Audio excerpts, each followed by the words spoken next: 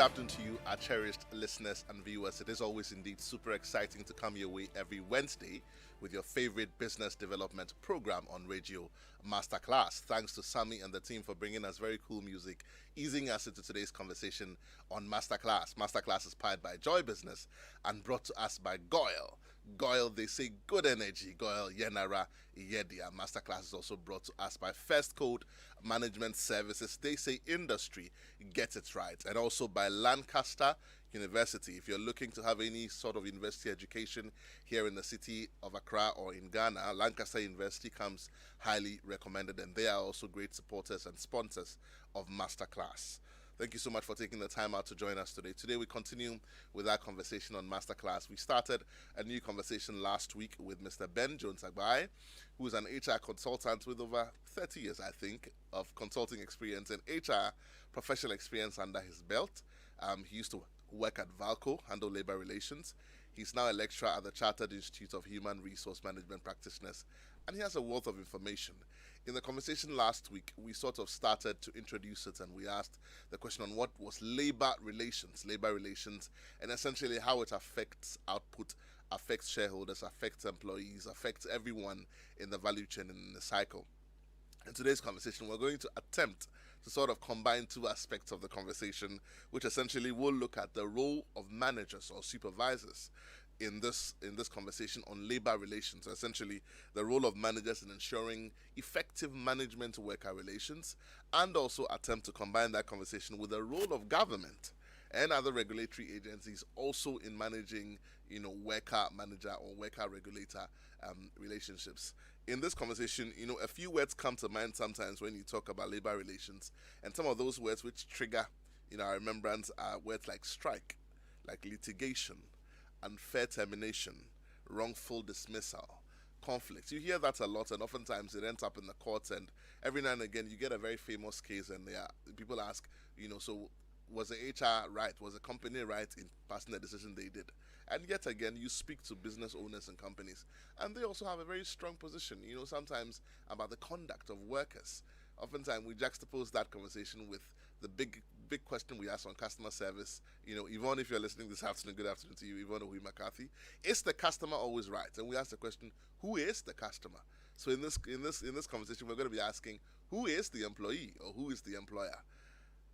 Mr. Ben Jones Agbai is back here to have this conversation with us. Uncle Ben, you're welcome to the conversation. Thank you. I'm excited because when we're having a chat off air, you seem to have a lot of content, for today's conversation. What I'm going to do today is to keep quiet. I won't talk too much so that we can get as much content out as possible. Okay. For those who missed this conversation, it will be available. We're streaming live on Facebook. It will be available on our Facebook page, and you can always go back and watch it. But we're going to be moving at a fast pace today so we can get a lot of content in.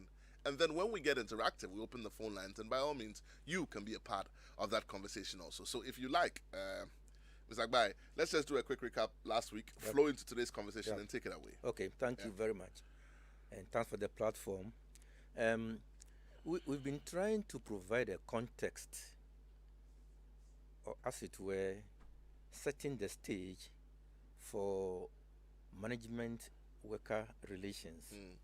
And I was trying to emphasize the fact that our listeners should not think too far into the operations of the big corporations, big companies, because I think we also want to reach out to our colleagues, the SMEs, small scale, medium scale, who also have the same relationship, management worker relations. So if you take a school, a proprietor of a school, an owner of a school, he is also locked up in that management worker relations. Exactly. If you take the bakery that I talk about, Mr. and Mrs. Nati. Mr. and Mrs. Nati, block manufacturing, factory, a wayside, where you see people mixing cement and you see the manager walking around them. It's a management worker relations. If you take a transport owner, a food processing company, a laundry, furniture making company, even a garage or even the garage, an automotive workshop. To some extent, even the church, sometimes tend to have some management worker relations. Indeed. So the principles we're talking about run across, I mean, the size and then the industry in which they operate, whether in the service industry, manufacturing, transport. So we try to locate the management worker relations within this context. And the things that we need to do to ensure that the relations is such that it comes out with efficient production of goods and services, and also minimum conflict. In fact, avoidance of conflict. But even in the event that there's a conflict, the climate exists for the conflict to be resolved quickly. That is what we're talking about as the management worker relations. A relations that gives good results. And you remember I talked about the fact that somebody had gone in for a loan to establish a business, and he needs people to work with and work for him. So his eyes are on, the money that he has taken from the bank, low repayment, almost due. And then, of course, the workers who are also there, they also want a rewarding and challenging employment. They want good pay. So this was the context that we're talking about. And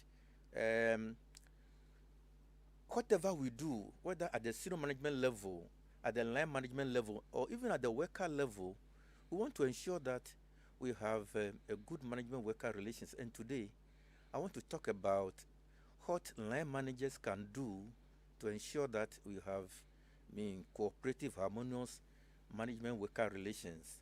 So that is what today's discussion is about. Our listeners will also recollect that when we define the organization, we try to place the line managers in between, the top and then the operating core, that is the operatives. So the line managers, call them line managers, managers or supervisors. They supervise the work of the operating core. If the operation is not large, you will find the chief executive also becoming the line manager, overseeing the work of, but the principle runs through the same, the things I'm going to talk about. So the line manager, the supervisor, middle line, as some books will describe it, and is the one who has responsibility of the operating core. And sometimes we also call them functional managers, because then they fall under functions like marketing, sales, HR, production. And even in production, they can even be broken down further, along product lines or along things that the company does, that the things that, hey, we've gone to the point where we want to assign a line manager over there. So one could see immediately that these line managers are in direct contact with the workers down there. They have direct interface relationship with them. Somebody is asking, what has that got to do with management worker relations? It's got a lot to do with it, because when the worker sets off from home and comes to work, the worker doesn't go to the chief executive's office. He goes straight to his working station. And the person he meets at the working station is his supervisor. And for the next 8 hours, everything that worker does, from production to personnel issues, all of that has to be handled by the supervisor. Right. So the level of relationship between the supervisor and the operative, the technician, the millwright, tend to a very large extent define the relationship between the company and the management, the workers and the management. Because if you have about 100 shops all managed by line managers. And the line managers are not handling their management worker relations very well. That will begin to set the tone for the overall management worker relations in the organization. It will not be long when the pieces of, the problems in the management worker relations in the various shops will begin to manifest. If the HR doesn't come in quickly, if the HR doesn't identify these things at the budding stages before they are aware, they have a very big problem. Let me give you an example. If, for instance, an employee is terminated and the employee views the termination as wrongful, unfair, capricious, high-handed, whatever, and the issue is not resolved, and eventually gets resolved by the termination of that employee, you know what happens? If the workers believe that that termination is wrong and unfair, what they will do is to quickly rally around the terminated employee, because the workers and the unions have a principle they call touch one, touch all. In other words, it is the turn of this person and it could be my turn tomorrow. So, whether in a unionized environment, I believe people understand what I mean by unionized, whether the union is there or a non-unionized environment where they don't have union, this issue can become a very big issue, and before you are aware, all the workers are massed up at the gate. There's a labor action, there's a strike. So, the extent to which the line managers handle these issues very important for managing worker relations. But before I come to that and go deep into that, I want to talk about some skills that line managers must have in order to be able to handle these day-to-day personnel issues that they confront. These line managers, if they graduate from the polytechnic or from the university, they come in as electrical engineer or mechanical engineer or whatever. They may be introduced to some general management concepts, but not to the extent that when they enter into industry, they can relate those college concepts quickly into the management of the employees. So management functions like planning, organizing, leading, controlling, very important. Planning, it gets to the workplace. Hey, what are targets today? We are planning the work. How many of these do you want to produce, etc. That relates to the planning. Organizing, how do we assign tasks? How many people must go to this work? How many people? Where do we position this person for this task? That's about organizing. And then the leading, bringing his personal influence to bear on the work that the unit is doing. And of course, controlling, monitoring to find out whether they are on track. These principles, as simple as they sound, are not really simple when you come to industry.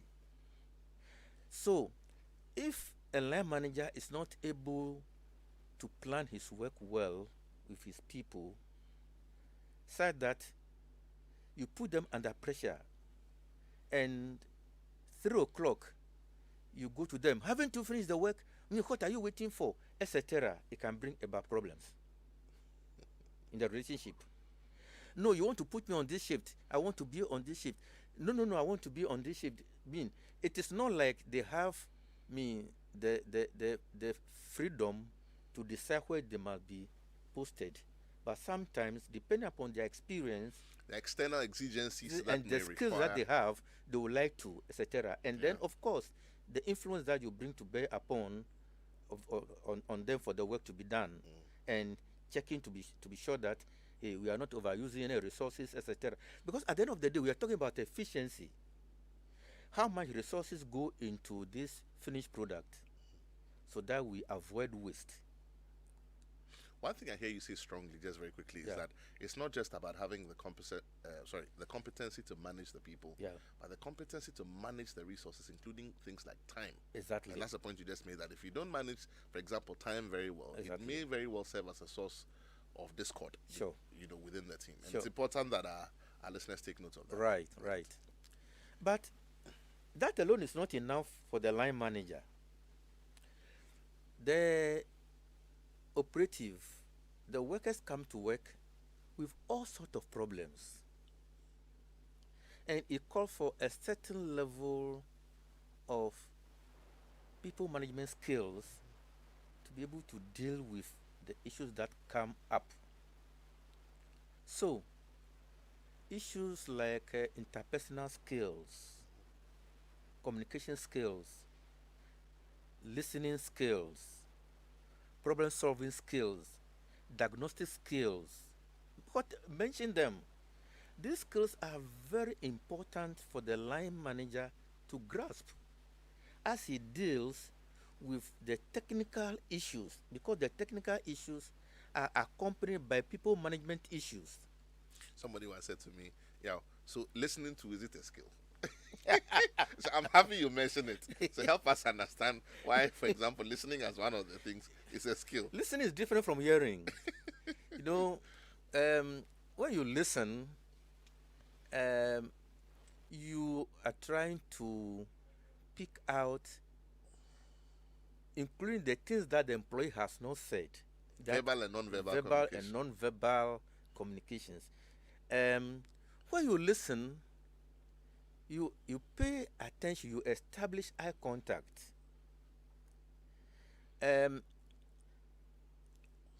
If you establish eye contact, it is said that establishing eye contact is also a way of saying that I'm sincere with what I'm saying to you. You know how, for example, someone walks into your office and let's say you're typing on your computer and they say, "Sir, please, I want to discuss something." You say, "Go on."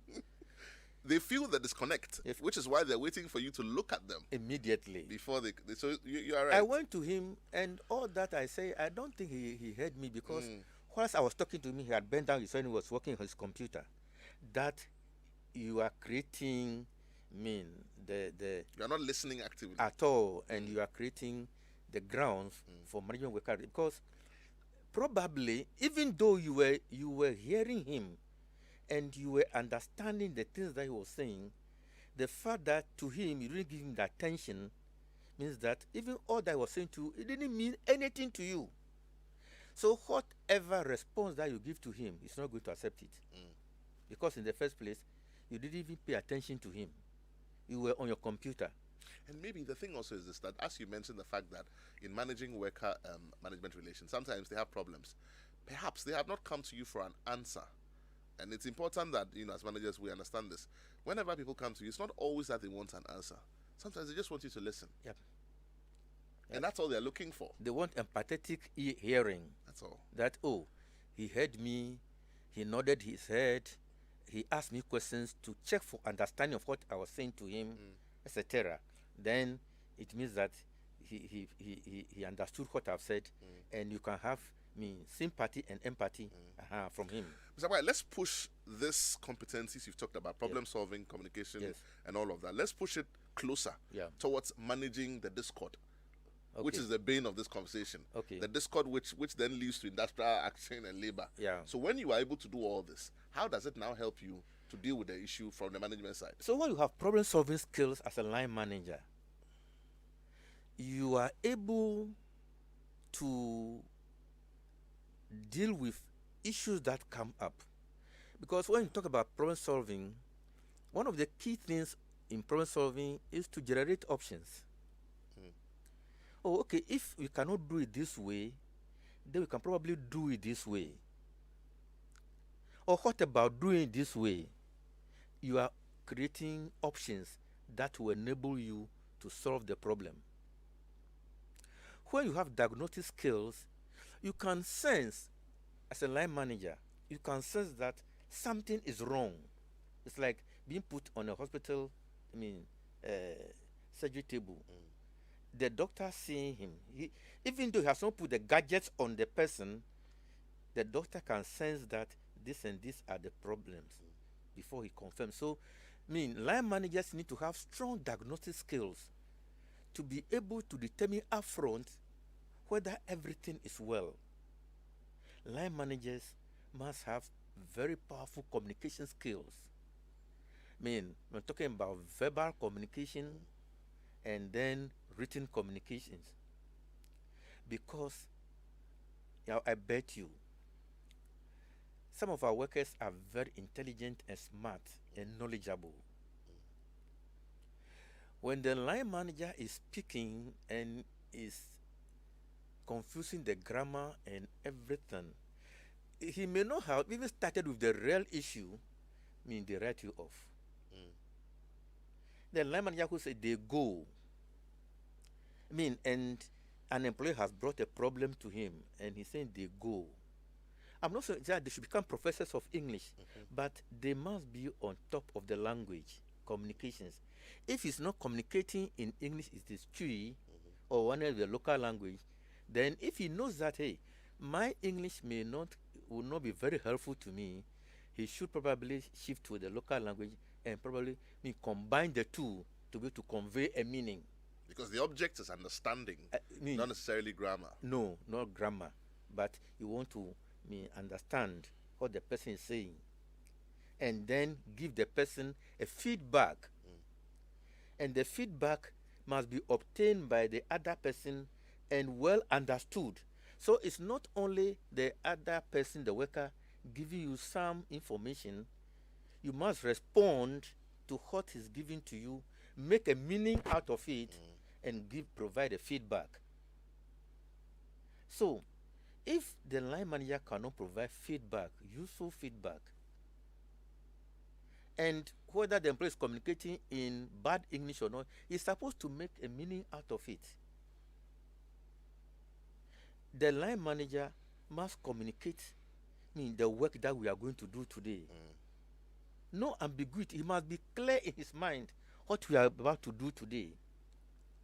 The line manager is joined to the top.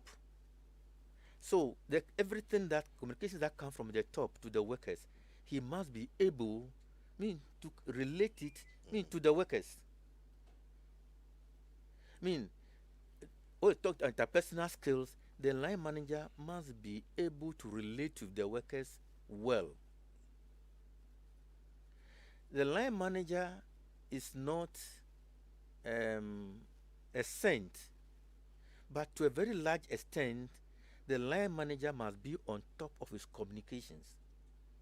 The line manager must be on top of his listening skills. The line manager must be on top of problem-solving skills, diagnosing whether everything is going on well. Line managers must even have political skills, because sometimes when there's so much tension, he must be able to say one or two things that will ease the tension, that will bring about laughter. So he also must have some political skills. All these skills are important. Now let's come to the issue. You see, if the line managers are not able to deal with the issues per the use of this interpersonal or people management skills, what he will have at his unit is conflict, needless conflict, confusion. And like I've said, the tone of the labor management relations tone is always set by how well our line managers are relating to issues at the shop floor and are dealing with it. I want to say something very quickly. If you are, for instance, a school proprietor, or you are processing some food, etc., and you don't have line managers line up to be doing the supervision work for you, and the CEO has become the line manager, he must also have the appropriate skills to be able to deal with the issues. So, I have experienced several line managers who mess up their units, small units of 10 workers, and that became a company-wide issue. Very many times I've seen that. In fact, the issues that come up, apart from major labor contract negotiation issues that come up when we are negotiating, most of the issues that come up stem from disagreements between the supervisor and the worker and their inability to handle these issues. So it's important. It's important that in addition to the knowledge that they have from school that they bring along to work and the general management knowledge and the skills that management must provide them. Management must not assume that because they've been to school, they have this general management knowledge, functions that I've talked about, planning, etc. They may not have it. And then this people management skills, and that is very important. If they don't combine all of this, their work is arduous, very demanding. Management is on them to deliver. Today you are delivering 20 buckets. Management may not even know that one worker has not even reported for work. He has absented himself from work. So the line manager must balance all of this, and I tell you, most of them are not able to do it. I want to tell our listeners that it is important for them to develop the capacity of their line managers by taking them to training in general management and in people management skills. If they do that, work will go on efficiently. There wouldn't be too many misunderstandings and conflicts. And that will bring money. And benefit to all. As you speak, I'm excited because I think that you have sort of summarized that whole first aspect for me. We'll be going very shortly into the bit about the regulator, but it reminds me of something that Aristotle said, that the whole is equal to the sum of the individual parts. Okay. And that's what you talk about, that, if you mess up that small corner where you're responsible for as a line manager, it has the tendency to affect the whole. Yeah. And therefore, as entrepreneurs, what we are saying to you here on Masterclass is that when your business begins to grow and you begin to hire people and make them responsible for different aspects of your business, pay attention to them, because they can make or unmake your company. And if you're a line manager, you are listening, pay attention to what you are. You are so important. The reason you call you a line manager is because you are on the line. And what is the line? The line is a divide between management and workers. Yes. And you're responsible for manning that line so well that management thinks and agrees that you are representing them. Right. But also managing it so well that the workers also feel that you are representing them. So it's yours is an almost impossible job, but you must be able to do it well. Yeah, you know what we said? We said the line manager is working on a thin line. A thin line on the River Volta. He must balance himself very well so that he doesn't fall into.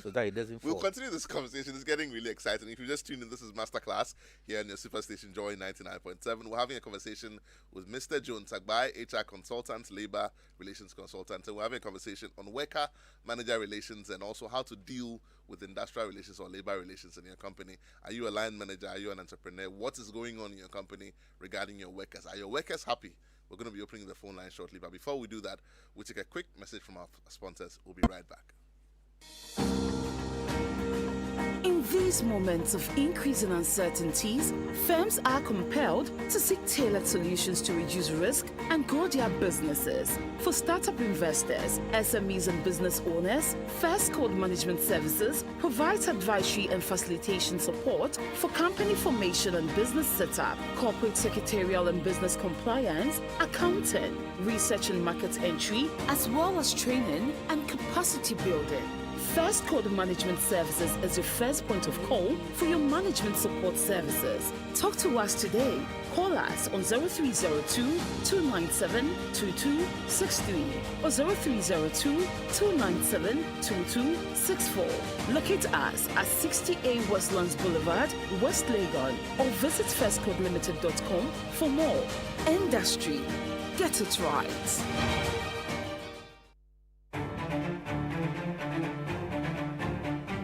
Your favorite on-air business development program, Joy Business Masterclass, is in session, and you can interact with us on Facebook via the Joy 99.7 FM or Joy Business pages. If you tweet, the handle is at Joy 997 FM or at Joy Business GH. Don't forget to hashtag JB Masterclass. You can also call us on 0302 216541 or send your questions and contributions through to the WhatsApp number 0551 111997, and our facilitators will address your concerns. Attention everyone, class is in progress. Welcome back. This is Masterclass, and we're having a conversation here on industrial relations. So if you have a motor vehicle of any kind, here's some great information for you from GOIL. GOIL is saying that they have higher grade fuels which have been tried and tested and proven and accepted over the years as the most suitable engine oils for all your vehicle types and of all the latest vehicles as well. In addition to all of these superior qualities, GOIL higher grade fuels are further fortified with the XP3 additive multifunctional enhancer, which is more efficient, eco-friendly, and are sold at no extra cost. And so GOIL is saying that all the high grade fuels come in GOIL Super XP Ron 95 and Diesel XP, and is sold in every GOIL station and not just the selected stations. Fill up today at any GOIL station for all of your high grade fuels. GOIL, they say good energy. GOIL, Yenara, Yedia. And again, if you're also putting up any company of any kind, or if you have any startup, any business, you're an entrepreneur, you're listening to us, First Code Management Services also has some great news for you. If you need help with company formation, with your business setup, with accounting, with research, with market entry, with training, or with capacity building, or even with auditing of any sort, by all means, reach out to First Code Management Services, and they'll be able to help you. They're asking that you call them today on 0302 297 2263 or 0302 297 2264. You can locate them at the 60A Westlands Boulevard, West Legon, or visit them at www.firstcodelimited.com. First Code Management Services, they say industry, get it right. Today's show is also supported by Lancaster University. You can always reach out to them for all your inquiries on university education, and they're also supporting this show. Thank you so much, Lancaster University. Phone lines are now open. Pick up that phone, give us a call. Let's have your questions, your thoughts. You can send us a WhatsApp on 055 1111997, or pick up that phone, give us a call on 0302 216 541. That's 0302 216 541, or send us your comments on 055 1111997. What is your specific experience in your company? How are you dealing with your staff? What is the nature of the labor issues that you have? How are you managing it? Let's hear your thoughts. Let's all become better for it, because we cannot all make the same mistakes everywhere we go. We're having this conversation here in the studio with Mr. Ben Jones Agbai, and he's helping us with some thoughts. While we wait for the phone lines to ring, Mr. Agbai, we're also going to be looking at the second aspect of this conversation, which is the role of the regulator, or the law, if you like, in managing these situations. I know that that's usually when all communication has broken down, and when all sort of discourse is no longer working. Then we have some lay down procedures, and we go to them and say, in this scenario, what do you do? If X, then turn right 2 times and jump 5 times, And people are quick to go to these places because they say, you don't understand me, I don't understand you, let's go to court. But that's usually not the preferred position, is it? No. But let's still share some thoughts on that as well. Right. Thank you very much, Yaw. Enterprise management worker relations essentially is a relations between management and worker at the enterprise. I've said the same thing. I've just repositioned it. It is important that... Please hold that thought for me. I have a caller on the line. Good afternoon. You're welcome to Masterclass. Your name, where you're calling from? Hello, good afternoon. Good afternoon, my brother. My name is Harrison. I'm calling from Dodua. Harrison, how are you? Yeah, I'm good. I'm good, Mr. Yaw. And yourself? I'm great. Talk to me, Harrison. Okay, okay. Thank you for your program this afternoon. Okay, I want to touch on salary appraisals. Right. Okay, and what I've studied so far is that anytime there's salary appraisals, the line managers are not able to communicate the effort of the employees or of the operatives. Of time, the operatives after appraisal get something little, and the line managers are being given something a little bit average. So a lot of operatives feel that the line managers always side with management, and then their efforts are not being rewarded or their efforts are not being recognized. So all the time there's a confusion or there's a disagreement between operatives and line managers. And I think the line manager, as your resource person say, this is where the line manager has to be trained to be balanced and then be intermediary between the operatives and then the managers so that they can do their work very well. Right, right. Thank you so much, Harrison. Those were some very true thoughts that he shared. It's a but contentious area. But this one, I will help you. Set targets.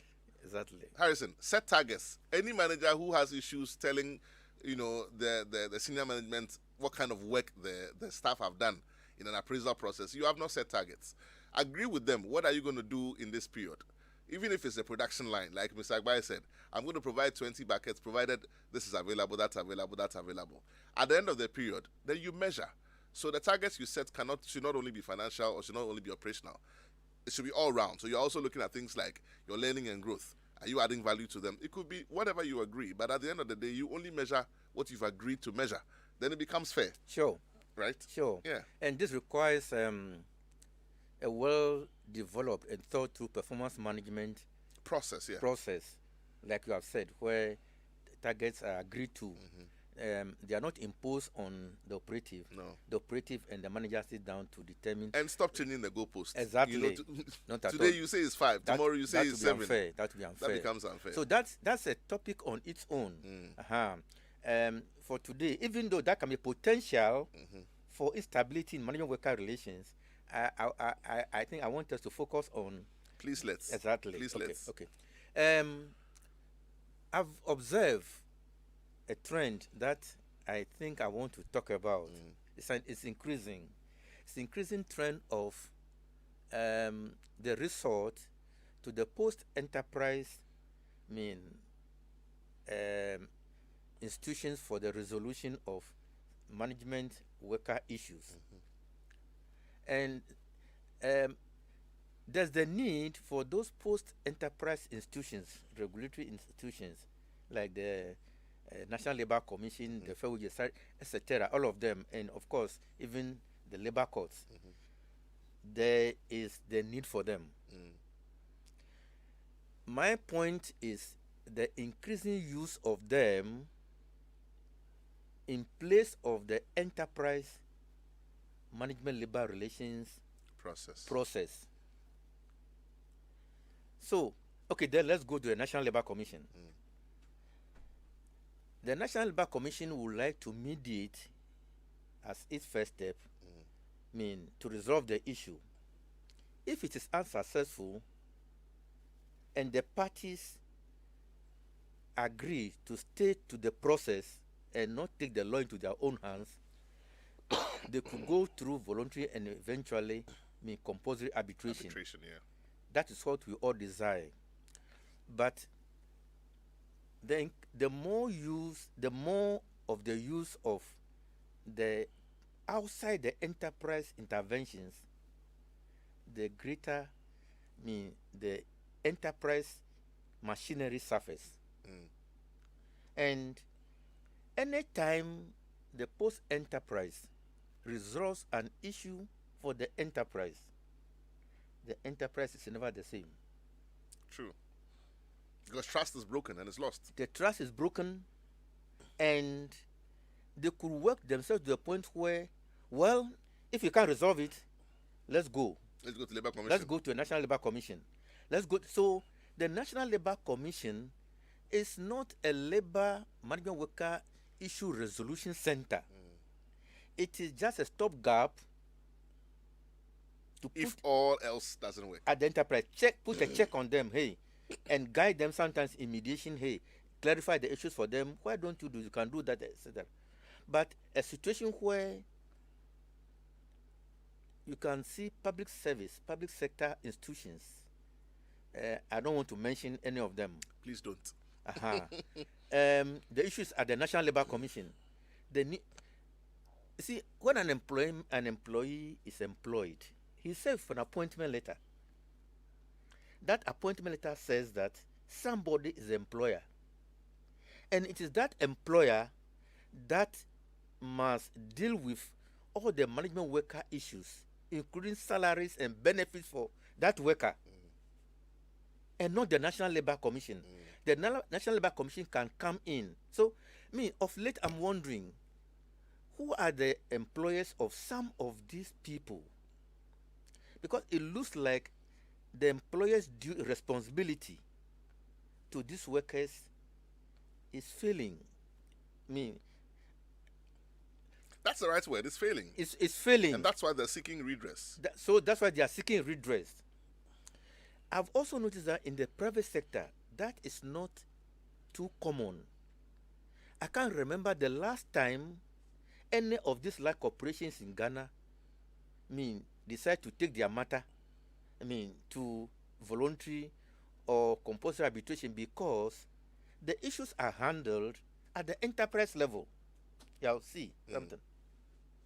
If people who understand the terrain at the enterprise level, the terrain of benefits, etc., are not able to deal with the issues well, how can, in quotes, the outsider deal with it, to the satisfaction of the people at the enterprise? And that's the point that you made, that once you have to go outside of the initial arrangement between the two of you for a third party to resolve the issues between the two of you, things will never be the same. I'm sure we'll get the chance to address this a bit more.